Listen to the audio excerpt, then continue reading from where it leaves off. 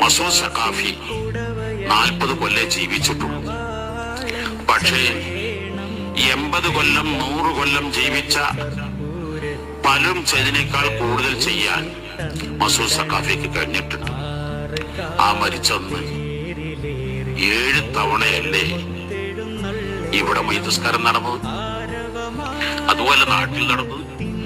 ശേഷം എവിടെയെല്ലാം ആളുകൾ കാരണം കുട്ടിക്കാലങ്ങളിൽ ഹിഫ്ദ് പൂർത്തീകരിച്ചു, ദറസിൽ നന്നായി ഓതിപ്പടിച്ചു. പഠനം കഴിഞ്ഞ് പല മഹല്ലത്തുകളിലും പ്രത്യേകിച്ച് കൂടുതൽ കാലവും നമ്മുടെ ചെറപ്പാലം മഹല്ലത്തിലാണ് 16 കൊല്ലം. നമ്മുടെ മഹല്ലത്തിന്റെ സാമ്പത്തിക പ്രതിസന്ധികളും വിഷമങ്ങളും അടുത്തറിഞ്ഞ് എങ്ങനെല്ലാം അത് ഉഷാറാക്കാൻ കഴിയുമോ